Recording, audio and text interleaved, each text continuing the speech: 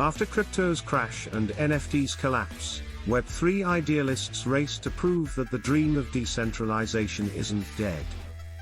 In early 2021, the French-Lebanese cryptographer Nadim Kobaisi tweeted out a loose idea he'd just had. "I'm designing a decentralized social media solution where each user hosts their own microservice. These then connect to one another in a mesh, allowing following and sharing posts. It will be lightweight, user-friendly and secure. Are you interested in funding its development?" Within a day, Kobaisi had raised $100,000 with that brief, detail-light tweet. A week later, he was the CEO of a new, Delaware-incorporated company called Capsule Social that had a paper valuation of $10 million. Another $2.5 million came in via a pre-seed round that closed in April 2021. The startup is currently raising another round at a $30 million valuation. The level of interest was so exceptional I felt I essentially had to pause and re-evaluate the perfect approach. I was being solicited by venture capitalists to such a degree that I had no way to receive their money, Kobaisi says. "I had no plan at all. I just had my project idea. What excited VCs so much?" Kobaisi's pitch contained the magic word that animates the Web3 movement's less speculative, more idealistic side: decentralized. Decentralized systems, which don't rely on any core entity to function, are an age-old concept that has been severely undermined in the Web 2.0 era. Many technologists have been chasing a decentralization revival for years.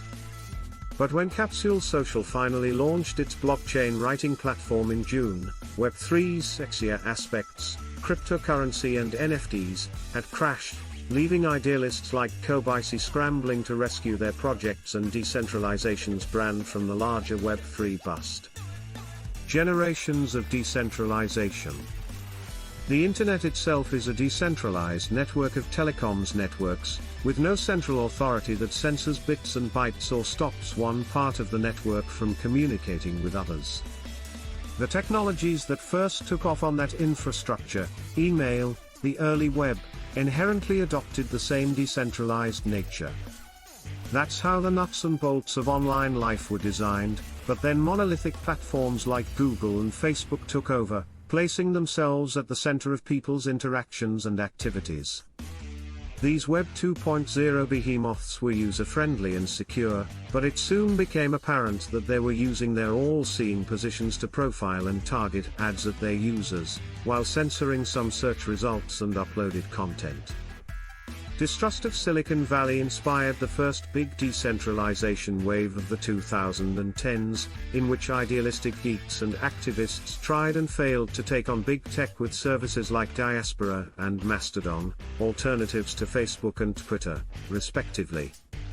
These projects offered greater privacy and censorship resistance than their rivals, but also far more complicated user experiences and, crucially, few of the users who were already happily interacting on Silicon Valley's platforms.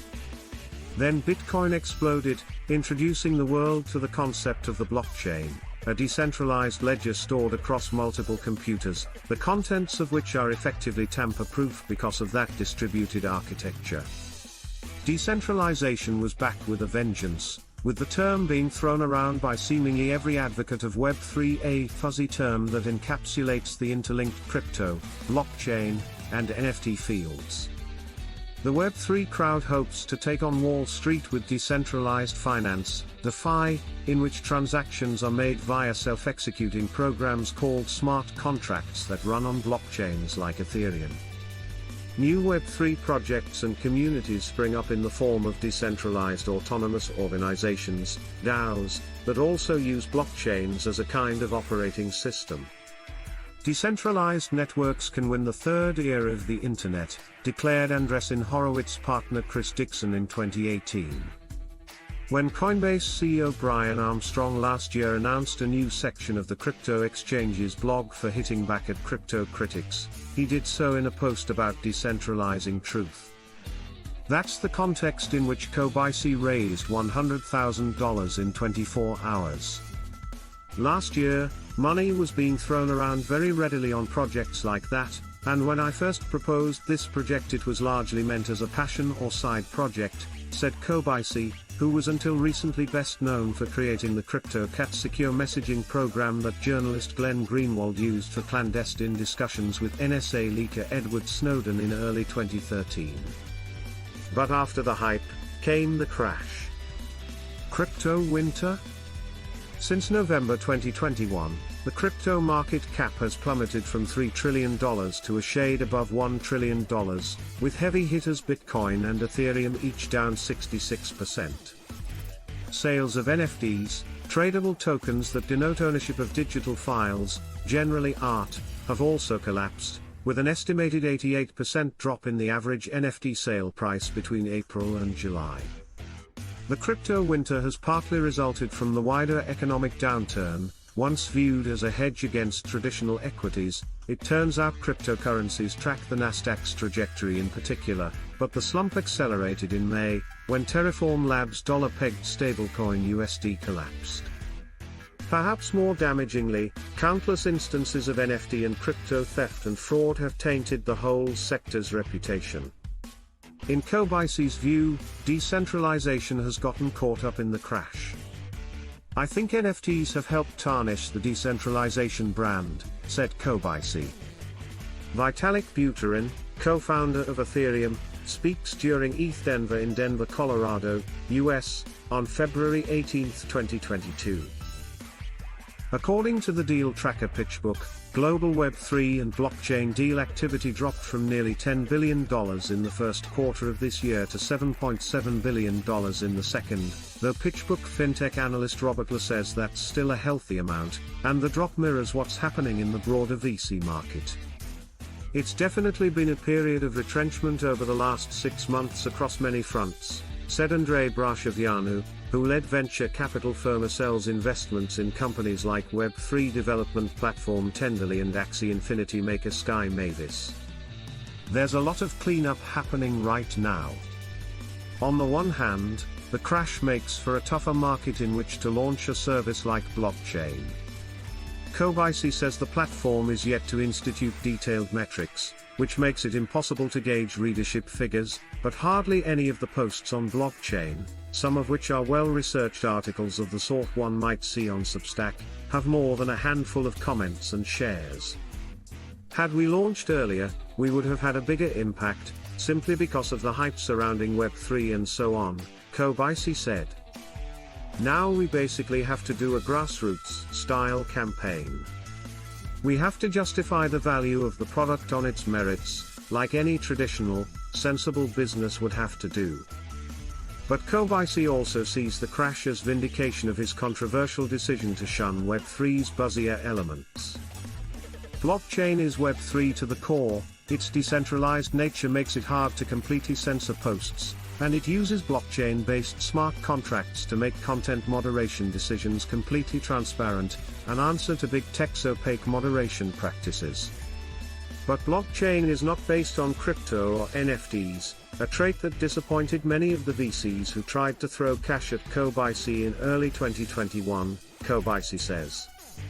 VCs also disliked his decision to use the carbon-neutral Near blockchain rather than the high-emissions Ethereum blockchain, which they argued has better brand recognition. When we developed the platform we had dozens of calls with potential investors, partners and advisors, and most were pushing us to focus more on NFTs, he recalled. A lot said that instead of having a focus on content, we should just promise people tokens and NFTs. It was advice that was given in a very superior tone, and when I rejected the advice I was treated as someone who didn't know what they were talking about. Monkey NFTs don't make sense, but when you use the same smart contract technology to provide accountability in content moderation, that actually makes sense, Kobayashi said. Clearing decentralization's name. German computer scientist turned prominent tech critic who writes under the name Tanta, agrees that decentralization's brand has been very much damaged by recent events, But in his view, trying to create decentralized systems was already a lost cause because users have shown again and again that they prize convenience over the ability to shun big tech. Reuters cites email as an example.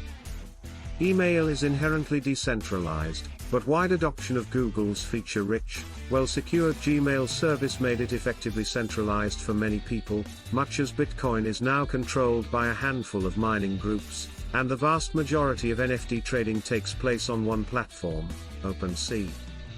What's more, Reuters says, the limited success of projects like Diaspora and Mastodon already demonstrated that decentralized services have big problems overcoming big tech's network effects and ease of use. Nobody likes annoying technology, except maybe technologists, he said. All projects end up with a degree of centralization, says Bitzzilla, and that's not a problem for most users. As a consumer, I just want to use a product that makes my life easier, Le said. While Reuters mocks the way the Web3 scene fetishizes decentralization, he still believes the concept remains extremely important as long as people recognize decentralization not as some vague agent of democratization, but rather as a tool for building things that really benefit from that kind of architecture, like transparent content moderation systems. In a way, moving decentralization out of this pie-in-the-sky crypto space, clearing its name and making it a topic of research again, is good for decentralization, Reuters said. Asel VC Brashavianu also believes the concept remains a compelling idea and goal to pursue, and noted the recent emergence of projects like NFT marketplace LooksRare, which offers a decentralized alternative to OpenSea. In June, OpenSea was still the leading market with 2/3 of NFT trading volumes, but LooksRare came in second with 20%. Similarly, Le cited a decentralized wireless network for Internet of Things connected devices, called Helium, as an example of an innovative token model. Helium's participants earn a cryptocurrency by running the hotspots that make up the network, and companies can then buy that cryptocurrency to use their infrastructure. Helium was until very recently touting Salesforce and Lime as examples of such customers, but after pushback from both, Helium admitted it had only run pilot programs with them. Amir Halim, co-founder and chief executive officer of Helium Incorporated, speaks during the CoinDesk 2022 Consensus Festival in Austin, Texas, on June 11, 2022. Helium was valued at $1.2 billion in March, when the likes of Andreessen Horowitz and Tiger Global Management participated in a $200 million Series D round. I think now, because of how project developers think about tokenomics, the users are going to hold the tokens because they believe in the project, Le said. That's less speculation, and more I understand this project. We're one of the most likely Web3 platforms to survive this downturn because we're using these technologies in a way that makes sense, said Kobayashi, who is preparing to add cryptocurrency functionality to blockchain as a way of rewarding writers who prefer to remain anonymous. Blockchain's revenues come from taking a 10% cut of the subscription fees charged by its premium writers. It's the hype that gave us a push at the beginning, deserved or not, but now, because we've built on such solid and well-justified foundations, I think that we have a chance at the long term. If you like this video, remember to hit that subscribe button and share. See you in the next video.